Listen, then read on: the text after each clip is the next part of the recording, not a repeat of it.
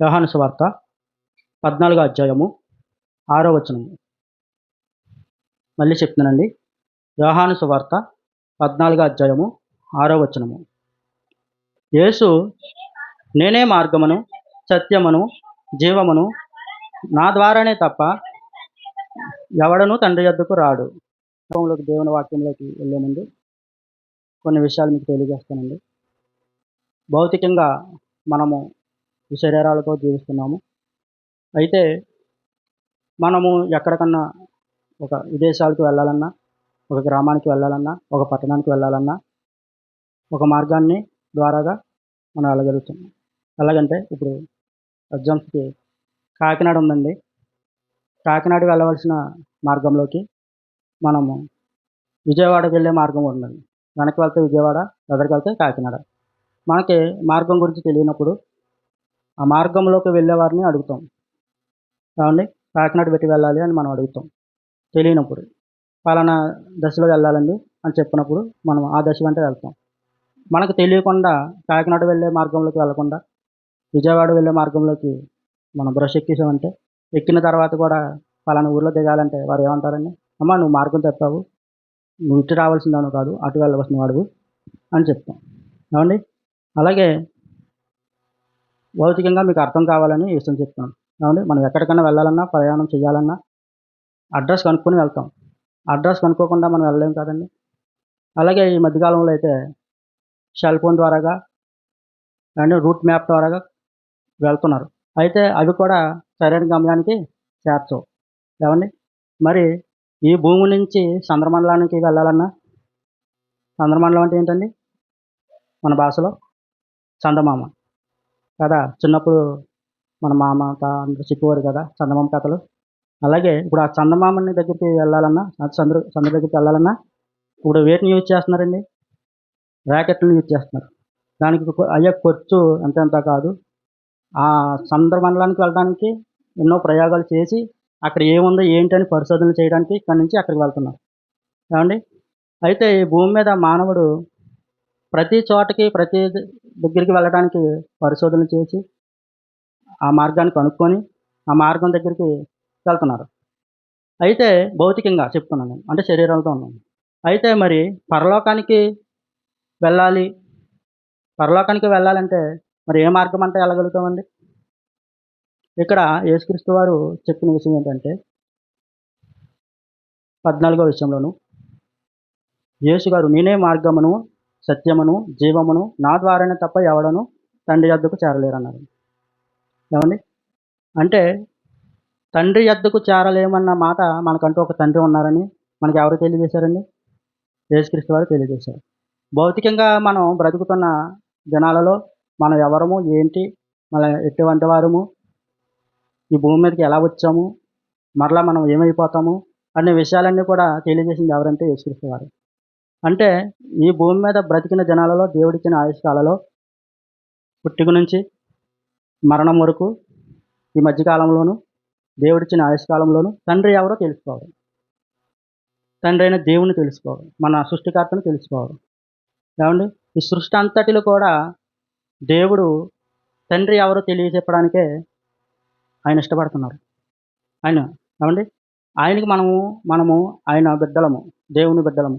అయితే యేసుక్రీస్తు వారు నేనే మార్గం అని ఆయన ఈ లోకానికి వచ్చి, ఏమండి, పరలోకానికి దారి చూపించేవాడుగా మాత్రమే కాక ఆయనే మార్గమై ఉన్నాడు. ఎలాగున్నారండి ఆయన? ఆయనే మార్గమై ఉన్నాడు. ఎందుకంటే దేవునికిని మనుషులకి మధ్యవర్తిగా ఆయన వచ్చారు. ఆయన ఎందుకు వచ్చారంటే దేవునికి మనుషులకి మధ్యగా ఒక అగాధమైన ఉందండి, అగాధమైన పాతాళం ఉన్నది, అగాధమైన ఒక శాపం అడ్డొస్తుంది. ఎందుకంటే ఈ సర్వమానవులకి అందరికీ కూడా దేవుడు ఈ భూమి మీద యథార్థవంతులుగా పుట్టిస్తే ఆ యథార్థతను కోల్పోయి దుష్ట హృదయం వైపుకి దేవునికి తిరుగుబాటుగా దేవుని మాట వినకుండా దేవుని దృష్టికి శాపగ్రస్తులం అయ్యామండి. అంటే ఆయన మాట వినకపోవడమే. ఈ సృష్టి అంతటి కూడా ప్రతీది కూడా దేవుడి మాట వింటుంది. అవి వింటున్నాయి కనుకే మనం ఈరోజు ఇంత ప్రశాంతంగా ఆయన సన్నిధానంలో ఉండగలుగుతున్నాం. ఆయన మాట జమ దాటకుండా అవి వింటున్నాయి కనుక ఈరోజు మనకు ఆహారం వస్తుంది. ఏవండి? మనం పీల్చే గాలి, నీరు ఇవన్నీ కూడా ఆయనవే. ఈ సృష్టిలో ఉన్నవి పంచభూతాలన్నీ కూడా ఆయనవే. ఈ పంచభూతాలుగా పిలువబడుతున్న దేవదూతలవన్నీ కూడా ఆయనయే. దేవునివే. దేవుడు సృష్టికర్త అయి ఉన్నాడు. అండి ఆయన ఎలాగ మనల్ని కాపాడాడంటే ఆ అగాధ్వాన్ని అగ్నిగుండాన్ని తప్పించడానికి తన ప్రాణమైనా పెట్టాడు ఈ లోకానికి వచ్చి. ఎలాగంటే తన శిలువ త్యాగం ద్వారా మనకి పరలోకానికి వెళ్ళే మార్గాన్ని దేవుడు చూపించాడు. ఏవండి? అది ఒక పాయింట్‌గా నేనే మార్గంగా ఈ విషయం మీకు అర్థమవుతుంది కదా! యేసుక్రీస్తు వారు ఈ లోకానికి ఎందుకు వచ్చారని మరొకసారి తెలియజేస్తున్నారు. అలాగే నేనే సత్యమును అని చెప్పారు.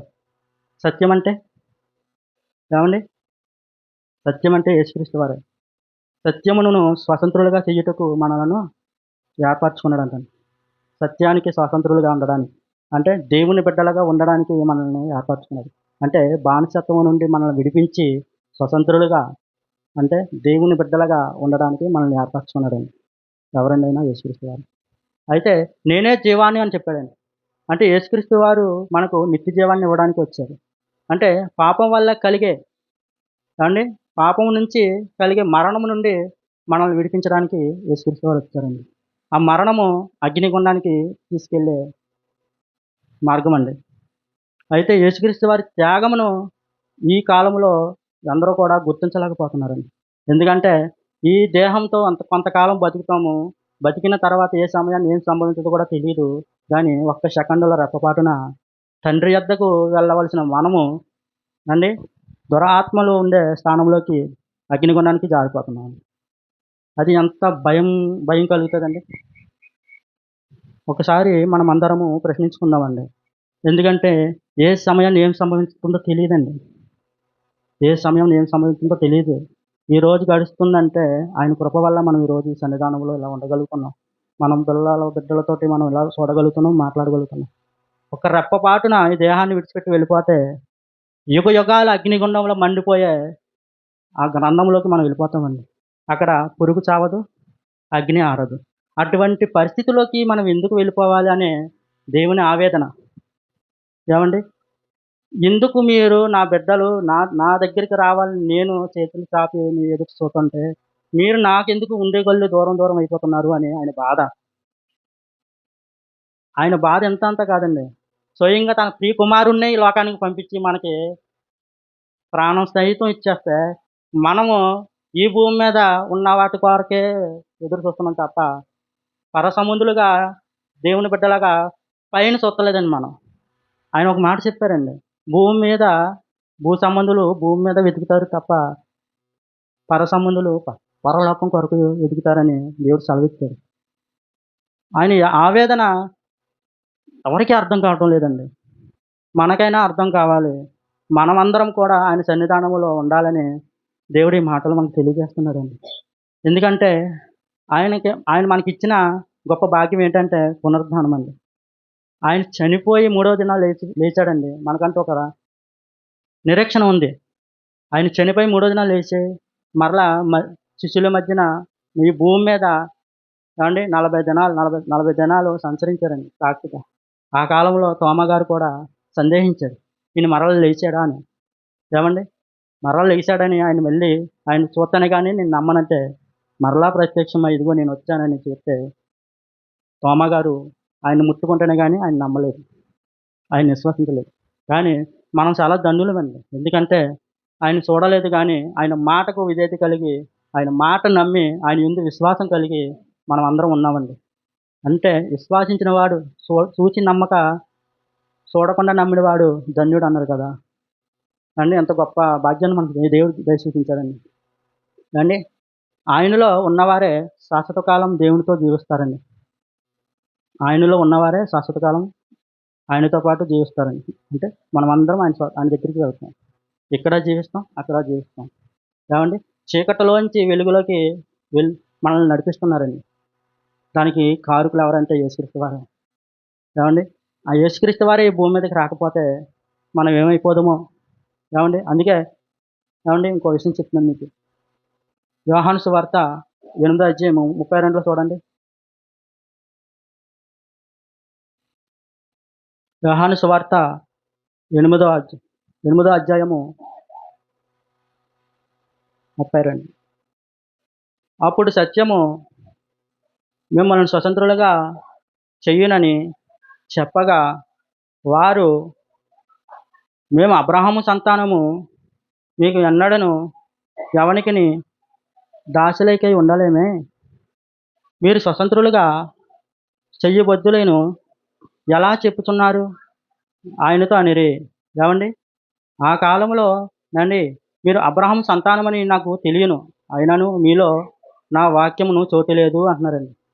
ఏమండి, ఇది ఏమండి పరిసయ్యులు సద్దుకాయలు చెప్తున్న టైంలోను దేవుని పనిలో అబ్రహాము చేసిన క్రియలు, అబ్రహాము చేసే దేవుని యందు భయభక్తులు కలిగే విధంగా ఆ కాలంలో వాళ్ళు లేకపోయారండి. అందుకు వాళ్ళు ఏమంటున్నారంటే మేము అబ్రహాము సంతానము అంటున్నారండి. అయితేనండి అబ్రహాము సంతానమే. అయితే అబ్రహాము సంతానం అయితే మీరు అబ్రహాములాగా మీరు చేసే క్రియలు మీరు చెయ్యాలి కదా అని ప్రశ్నిస్తున్నారండి యోహాను గారు.